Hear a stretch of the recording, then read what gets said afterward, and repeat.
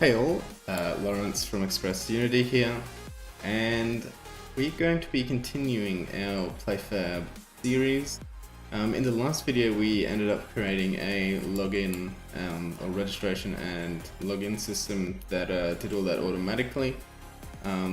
So now what I want to do is with this item class and this array, I basically want to display what items are for sale onto some sort of UI window, and then allow users to purchase those items and then place them around the map.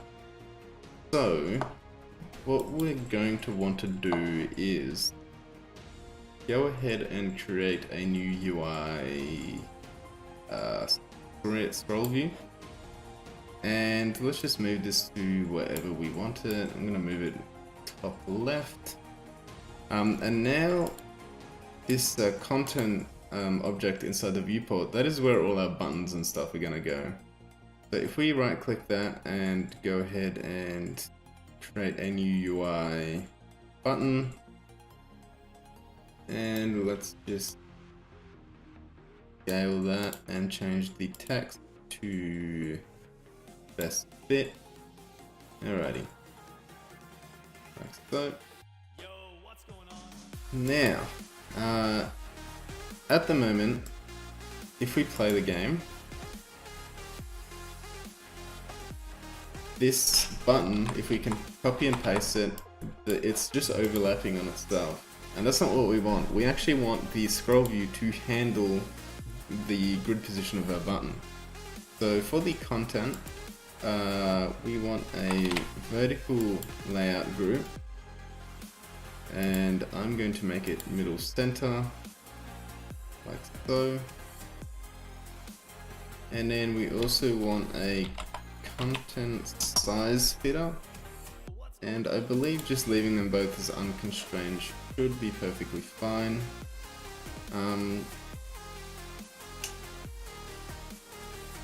So now if we go back here and copy and paste our button, you'll see that it fits correctly, and when it's exited, nope, doesn't want to do it. Let's see.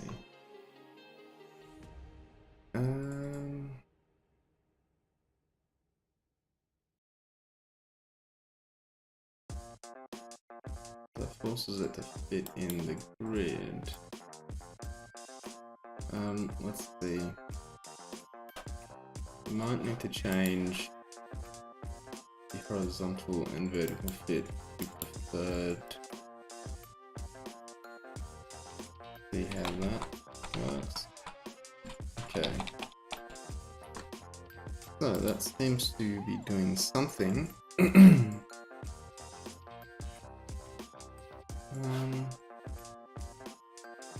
Yeah, that's gonna. No, that's not what I wanted to move. I wanted to move the button. No, it's locked now. Let's see.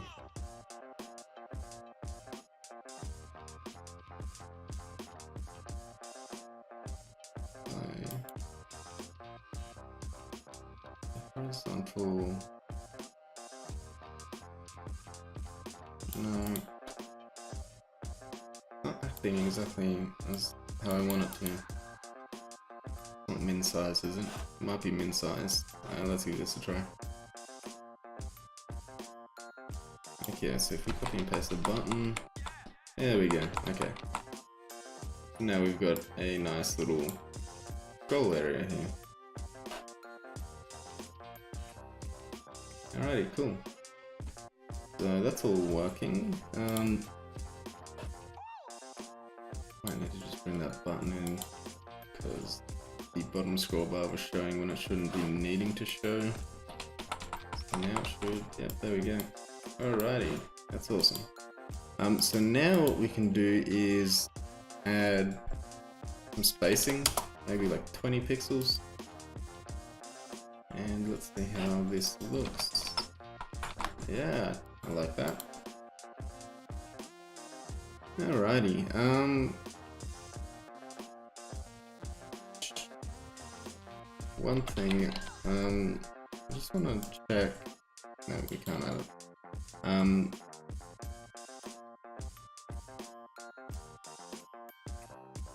let's go ahead on the button.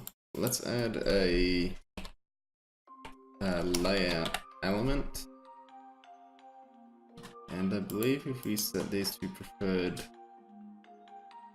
width and height, let's do like 300 for the width and 200 for the height. No. Okay, let's just remove this. It's okay as it is. Okay, so for the button now, let's go ahead and just make that a prefab. And then on our Playfab manager, let's make a new array underneath the items. We'll make it an array of game objects, and we'll say enable on login. So basically when the user logs in, these are all the game objects that we want to enable. So for each game object in enable on login, we can do object.setActive to true. Alrighty. So if we go ahead and set the scroll view to false, and then add the scroll view to enable on login, when Playfab logs in, the UI should appear. Nope, don't want to appear. I just logging in, right? Oh, logged in. What am I? Oh, sorry. This is the wrong bit. That's when we register an account. So I'm gonna do it when we log in.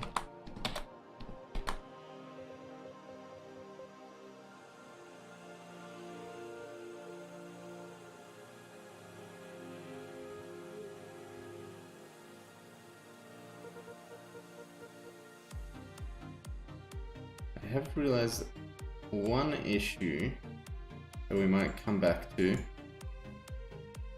but it's not that big of an issue, and I reckon you guys will be able to figure it out. Basically what we're doing, we are registering an account, but after we register the account, if it's a new user, we're never actually calling the login request. So if you want to log in, you actually will need to restart the application. But it's not a big deal, and it's quite an easy fix.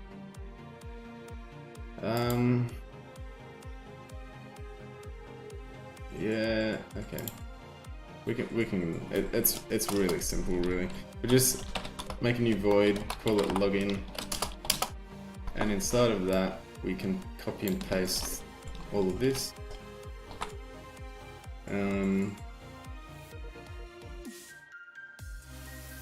We will call this create account.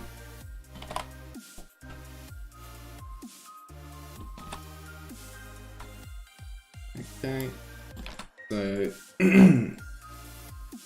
if the hidden string's empty, then it'll register an account, and if it is successfully registered an account, then we want to log it in. Otherwise, if it is already filled, we want to log in anyway, and this will use all those credentials and whatnot. So that's all good, that's all set. So pretty simple fix. Now there we go, we've logged in and the scroll view has shown up. Awesome. Quickly save the scene.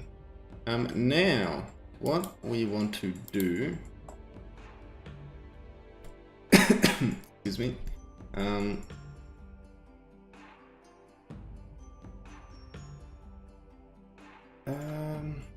just wondering whether I should make a new script in game object or if we should just all do it in the Playfab manager.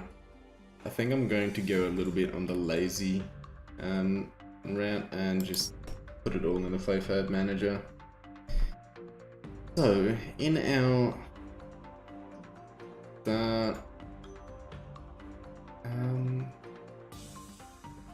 let's go ahead and make a reference to the game object scroll view for the content area, and let's just quickly drag and drop that in to our Playfab manager. Just makes it pretty simple. Oh, and we also want a public game object of our button. We'll call it button object, otherwise it might have problems once we actually add the UI, the Unity UI scripting.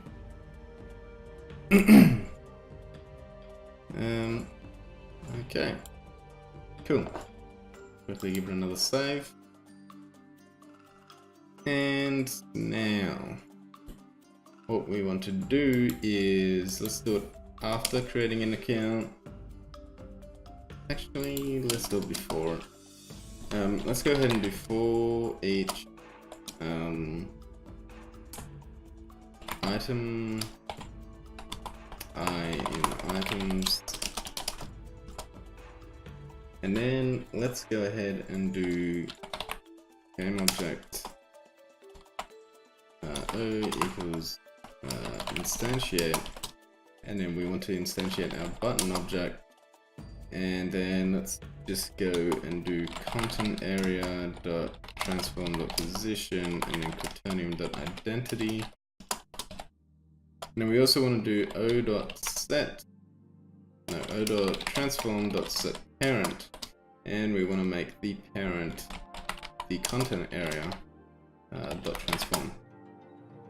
So this isn't going to do anything other than just spawn our button, but it will give us a good demonstration of the grid system at work. So we play it, we log in, we have a button. So if we just test this by duplicating the same item, which is not really what you want to do for the final game, you want to have different items, but there you go. So now that's all fine and working. Excuse me. So let's change the text of the button. So let's do o.transform.getChild, and we simply want to get the text component. So now we want to be using Unity engine.ui, and then we want to get component in the child of type text, and we want to do .text equal I dot name. Yes, there it is. Awesome. So now the button should have the name of our item. There we go, basic sword. Awesome. So to make it a little bit more satisfying, let's go ahead and make a few more items. Maybe the Bible, and then let's see. Oh, there's a little books there. Some candy. I'm gonna say that's an emerald.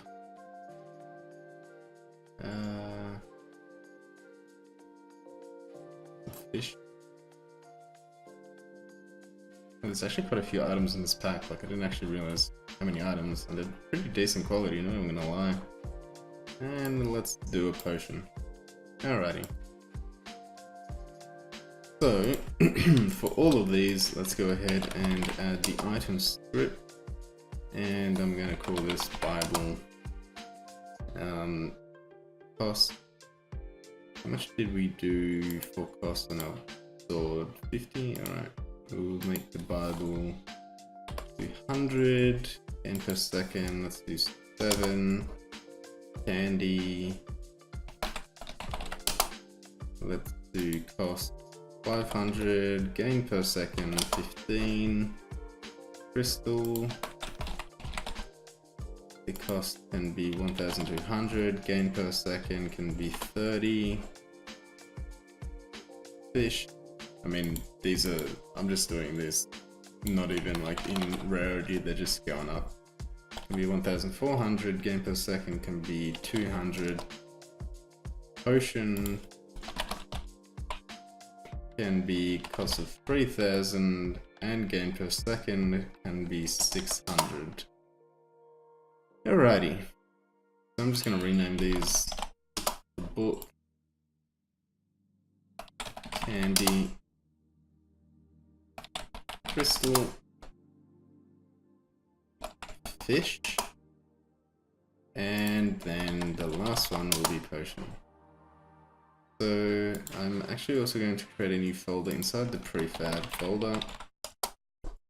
Nope, I don't want to make a prefab folder inside the prefab folder. I want to make a items folder. There we go. And this folder is just going to contain all our item prefabs. Like so.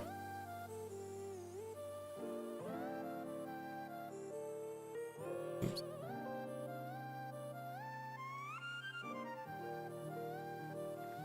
Awesome. Okay, so let's remove these items. And then let's add them over here. So I believe it went book after store, then candy, then no, not crystal. Wait, yes? Yeah. Crystal, fish, potion. I believe that's how it went. Cool. Now if we run this, basic stored, Bible, candy, crystal, fish, potion. Cool. So that is all working perfectly. Quickly go ahead and save that. Now, I'm just trying to think here. We kind of want this to be as modular as we possibly can. So,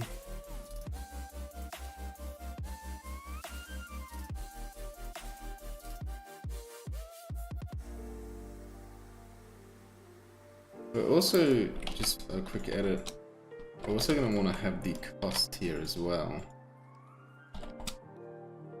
So let's just do i.cost. You can have this formatted any way you want. Just quickly see how that looks. Probably going to be a bit cluttered, but that's alright. Doesn't need to be anything special. Yeah, that'll do. If you wanted to get real fancy, what you could do is have two text components on the button and have one be a different color than the other. So maybe we could do that.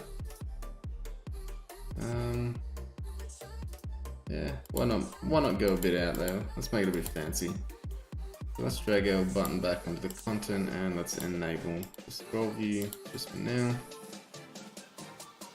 So let's go ahead and drag the text about halfway. And then let's drag the price over here. And let's maybe make it red. And let's just call it price. Apply that, remove, disable scroll view, and then let's just get rid, actually no, let's we'll copy this area here, and then we'll do o.transform.getChild, and then this time it'll be the index of 1, get component text equals to that string we had before. So now it should be nicely formatted, left side as the name in grey or black, and then right side in red. There we go. Cool.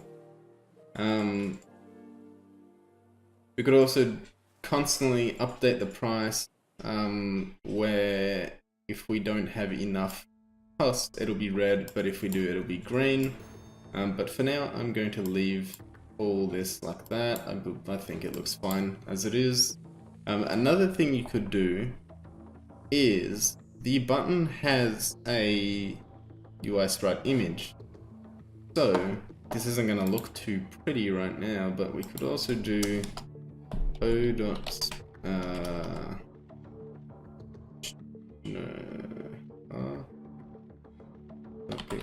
image. That's right, yeah. And then we do equal that to item.sprite.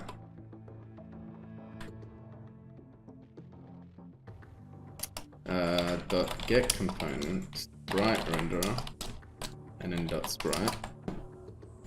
So now all the image, all the button images should be of our items. There we are. They're not pretty looking, but if we go into our button and let's see.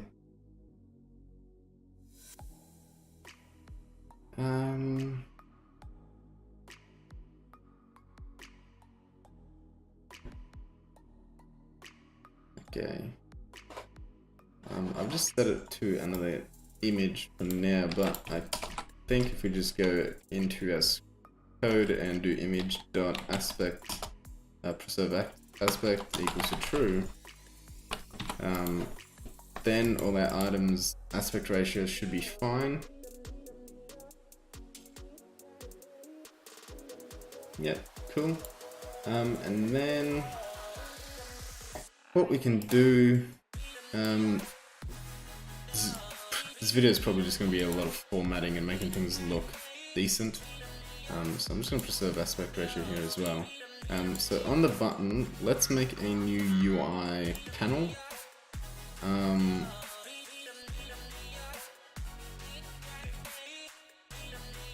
Let's make it completely white. And we're going to need to move that above everything. So what this means, let's apply it, delete the button, and deactivate the scroll view. What this means is all these values here now are going to increment. So the first text is going to be 1 and the second will be 2, since the panel is now taking over the 0 index. So now if we play it, we should have some kind of pretty UI. No, okay, that's why did I think that was going to work. It's not working because the panel is overlaid over it. Completely ignore what I just did there. See, what we want to do, this is going to be a bit weird. Wait, why did the panel? Okay, let's just get the button out of there for a second.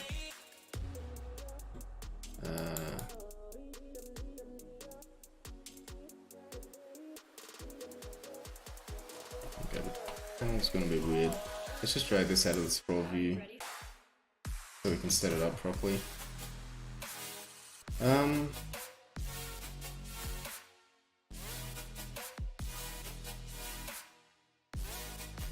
So we want a panel, but it's going to be behind the button, same, but still the same as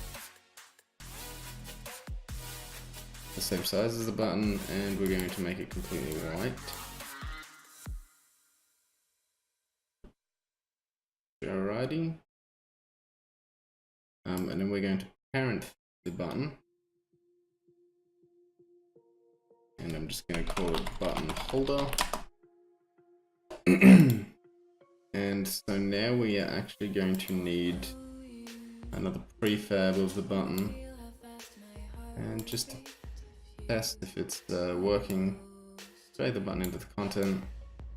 I believe it's offset weirdly now, but it shouldn't be when you spawn it. So if we just drag it in like that. Okay, it's completely falling apart on me. Let's just leave it as how it was. So let's just delete the panel. We're gonna drag it out. delete the panel in the button, and then apply. Let's go ahead and deactivate the scroll view. And then we're gonna have to just revert all these. So that was a bit of a waste of time. But I will get around to figuring out why it broke like that. Yeah, so I mean this is alright for now. What we could do, we'll just quickly test it while it's running. We can make the text white, and then we can make a shadow. Yeah, I think we'll do that. So let's drag the button back in and enable the scroll view. And let's make the text white and give it some shadowing. So like what I did in my other tutorial series, let's go ahead and get full shadows. And then make the Y of the top 0, X 2, and then -2. And then down here we'll make the X 0 and then the Y 2 and then -2. Like that, so that has a bit of an outline. So let's go ahead and apply the button. Delete the button. Disable the scroll view. Now it should be a lot more prettier. There we go. Cool. So if we also click, you can see that the actual swords or items go a bit darker. That's got a bit of interactivity there. Awesome. I'm pretty happy with this so far. The video has been going for like 26 minutes, so I think I'm going to end it here. This has been less focused on Playfab, more just getting ready for making purchases, which we are going to be doing in our next video. So if you guys like the video, give it a like. If you want to see more, subscribe. It really helps me out a lot, and I will see you guys in the next Playfab tutorial.